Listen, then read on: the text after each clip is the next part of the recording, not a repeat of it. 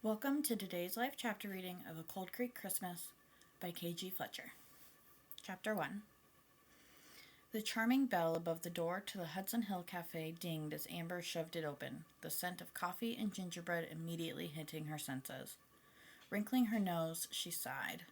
For the life of her, she couldn't get away from the sights and smells of the upcoming holiday closing in on her like a bear hug from Santa himself. Amber Tatum despised Christmas. Halloween was more her flavor. The annual costume party she held at the pub she owned in town was one of her favorite celebrations of the year. In her humble opinion, Christmas was just another holiday ruined by greedy advertisers and over-the-top consumerism. The constant seasonal songs on repeat over every single speaker in all the shops in town made her nauseous, and the gaudy decorations and bright lights hiding the quaint facade of Cold Creek left a sour taste in her mouth. And don't get her started on gingerbread. She despised the treat. The town held an annual gingerbread house contest, and she begrudgingly advertised the event, along with the rest of the business owners on Main Street, taping colorful red and green posters in their windows. Cold Creek was a small tourist town, the city folks from New York clamoring to snag a bed and breakfast, or better yet, a room with a view at the River House Inn overlooking the chilly Hudson River. The town was known for going all out with Christmas-themed parties and contests, sure to soften the hearts of even the most die-hard of Scrooges. Unfortunately for Amber, the holiday meant more work for her as she gave her staff precious time off to be with family, leaving her alone and overworked. "Ciao, Bella," Mrs. Marguerite Sentieri greeted. "Hello, Mama," she replied with a warm smile. Mama, as Marguerite was affectionately called by all the locals, including Amber, was a woman in her late 70s of Italian descent, an incredible creative in the community, famous for her lemon ricotta pancakes and specialty items, including seasonal gingerbread and intricately decorated Christmas cookies. The elderly woman was expectant, wearing a frilly holiday apron, her gray hair pulled back into a tidy topknot revealing her sharp cheekbones. "I'm here to pick up the gingerbread dough you called about." Amber found it very hard not to make a face as she pulled off her thick gloves. One of Mama's ovens was on the fritz, and she called asking Amber for help. Apparently, she was in the middle of baking the last slabs of gingerbread she needed for the elaborate house she was assembling for the annual contest. Amber's pub kitchen held a massive oven, and she was more than happy to help the elderly woman in her time of need. If it was anyone else, not so much. Unfortunately, her whole damn bar would soon smell of ginger, cinnamon, allspice, and cloves, the amalgam assaulting her bah humbug senses. "Oh, I am so appreciative," Mama declared, coming around a glass display case next to the cash register. Even among the variety of baked goods, imported Italian meats and cheeses, and prepared salads on displays, evergreen branches and twinkle lights were tucked among the food presentation. The distinct voice of Bing Crosby singing White Christmas crooned over the speakers, and a tall Fraser fir stood regal in the corner, decorated in bulbs of white with delicate, hand-blown Italian ornaments from Mrs. Sentieri's homeland hanging perfectly from the thick branches. Even her customers seemed especially jolly, everyone wearing holiday sweaters and festive knit hats. The entire cafe resembled a holiday set from a freaking Hallmark movie. "Would you like a glass of vin brule? I have some in the back." Amber quickly shook her head. The last thing she needed was a mulled wine buzz adding more cloudiness to her somber mood. And besides, whiskey was more her flavor. "No thanks, I need to get back to the bar before the happy hour rush." Mama's head tilted in a nod as she reached for Amber's bare hands and grimaced. "Your hands are like ice. Come," she started to pull her behind the register. "Mama, I really can't stay." "Hush, Bella." Amber sighed and dutifully followed. She watched Mrs. Sentieri lift the lid off a crock pot on the counter and dip a ladle into a steaming liquid and stir, warm vapors curling around her pleased expression. Grasping a nearby mug with a wrinkled hand, she carefully filled it without spilling a drop, topping the beverage off with a dash of cinnamon. "You are chilled to the bone. A warm mug of something sweet, spiced, and non-alcoholic is the perfect touch to any winter evening, especially during the holidays." Her smile held love as she presented Amber with a hot drink. "What is it?" It took everything in her power not to scrunch her face into a grinchy expression. "Wassail. As a bar owner, you probably know this term as part of a toast shared by neighbors and carolers, lifting mugs of cider during winter gatherings. This is the homemade recipe I share with my local friends when they come in. It will warm you right up." She gently urged Amber to lift the mug to her mouth, the look on her face expectant for some kind of reaction to the taste. The warm liquid assaulted Amber's taste buds, the sweet apple cider infused with warm spices causing her gag reflex to engage. Swallowing hard, she pressed her lips together in a tight smile. So yummy," she lied. She wasn't about to diss Mama's homemade concoction. "Good," she grinned. "You finish while I gather the dough." Amber nodded vigorously, her face scrunched up in a fake smile, and her hands in a death grip around the warm mug. At least her hands were starting to thaw out. As the woman disappeared through the double doors into the kitchen cafe, Amber took 3 giant steps toward the utility sink tucked in the corner.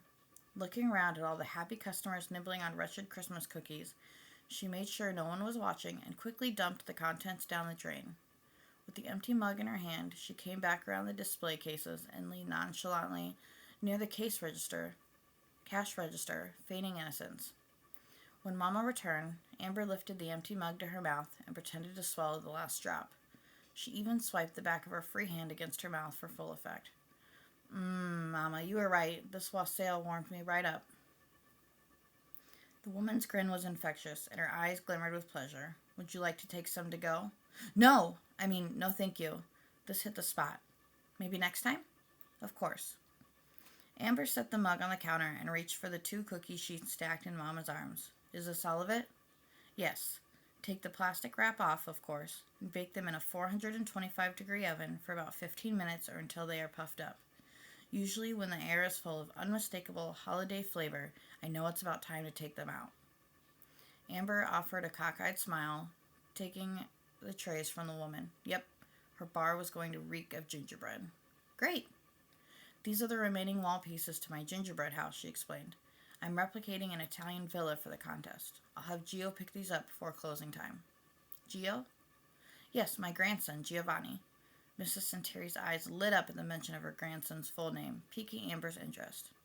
"I don't think you've met him before, as he's only visited a few times during the busy summers. He's here just in time for the holidays." "Oh, that's wonderful." The 2 women started for the door. "I'm so happy you'll get to meet him when he comes by your pub later. He is very handsome and good with his hands." "Excuse me?"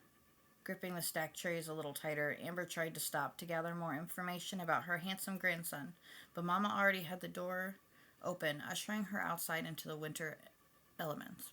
"Grazie, Amber. Ciao." The door dinged shut, and Amber took in a frosty breath of wintergreen air. The freezing temperatures nipped at her exposed cheeks and hands as she started towards her pub, the annoying fa-la-la-la sounds of Christmas music echoing in the air. In a week or so, the town would be packed with tourists and last-minute shoppers, excited to witness Santa Claus and his elves parading down Main Street before the official tree-lighting ceremony in the Cold Creek Square. With her chin shrugged into the warm folds of her scarf, she grumbled in a pout. "Can't wait for this season to be over already." Entering the dark confines of the good pub, Amber sighed with relief. Not wanting to come off as a complete Scrooge, she left the minimalistic decorations in her business up to her staff. Blinking multicolored twinkle lights lined the edges of the massive bar, and red and white stockings hung on the liquor shelves with each staff member's name in prominent glitter glue. Mistletoe was tacked to the upper thresholds of the doors leading to the bathrooms, and a stuffed Santa was situated near the cash register, holding a sign near a jar that read "Tips." A few cheap stockings and bunches of leathery-leaved parasite plants hanging from velvet ribbons were one thing, but a Christmas tree was absolutely out of the question. Unfortunately for Amber, the evergreen scent, hanging ornaments, and lighted branches brought too many unwanted memories to the surface, her feelings uncomfortably fragile during the holiday season. The most wonderful time of the year for most people emphasized how unhappy Amber truly was. Her recollection of past Christmases, something she'd rather forget. Decorated trees brought it all to the forefront, and she'd be damned if she ever allowed one in her pub. Her longtime staff balked at first, but they remained respectful, glad she allowed even a little holiday cheer in the pub over the years. "What you got there?" Fred asked. The young cook wiped his hands on his splattered apron, remnants of buffalo sauce evidence on the fabric. Carefully easing the trays of gingerbread dough onto a vacant counter in the industrial kitchen, she stood tall with her hands on her hips. She was barely 5 feet, but managed an intimidating presence in front of her team. These are Mama Centauri's gingerbread parts. Her main oven's not working, and she needs these baked right away. She's entering the annual contest. Think you can handle it? Fred grinned. Sure. How long and at what temp? Amber relayed Mama's baking instructions as she shrugged off her heavy coat and scarf, walking toward her small office. Give me a holler when they're out of the oven, okay? You got it, Fred replied. Shutting herself in her office, she hung her things on the back of the door and cupped her hands at her mouth, blowing warm air across her frozen fingers. Sitting in her desk chair, her gaze landed on a framed picture. The image of her and her best friend, Nikki Sinclair, induced a melancholy smile to her lips. The photo was taken at Nikki's summer wedding in front of the white barn on her parents' farm, the two friends clinging to each other with beaming smiles on their youthful faces. Amber's lip twitched, remembering the joyful day her bestie married Scottish rock star Reed MacPherson, their happily ever after one she coveted for herself. Slumping in her chair, she sighed with glumness, wishing desperately Nikki was back in town to help her navigate her seasonal angst, but she wouldn't be back from Scotland until after the new year. Piles of papers and receipts covered the top of her desk, Amber shoving the mounting work to the side so she could peer at her giant calendar underneath. She ticked the days off in her mind, rolling her eyes in the process. At least she could see the end of the month in black and white. If she could just make it to New Year's, she'd be in the clear. Yes, she'd keep her nose to the grindstone and plan a fabulous New Year's Eve party at the pub, inviting everyone from Cold Creek and beyond. Her guests would think they were celebrating the beginning of a new year. Unbeknownst to them, Amber would be celebrating the end of the miserable holidays.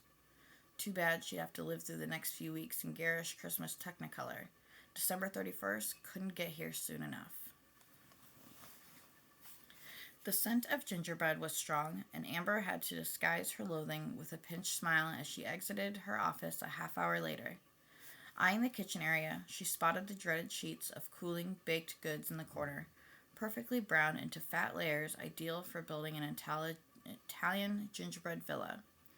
Walking past Fred and a few other staff, she held her nose dramatically, giving her cook a thumbs up. You're welcome, he chuckled, shaking his head. Everyone at the good pub knew how much she despised the sights and smells of Christmas. Might as well be dramatic about it and drive her point home with a bit of humor. Flinging the swinging doors open into the pub's main room, she exhaled with relief on the other side. A few locals were bellied up to the bar, hanging out and watching the flat-screen television in the corner. Happy hour was well underway, the tinkling of glasses and beer mugs a familiar and comforting sound in her depressed state of mind. Thick winter coats hung off the backs of the tall stools, the late winter afternoon growing darker by the minute. Hey, Russell, how's it going? Amber ducked behind the service counter and came around to face him. She watched his Adam's apple bob in his throat as he swallowed a hefty mouthful of cider ale. Can't complain. His nerdy voice was more nasally as of late.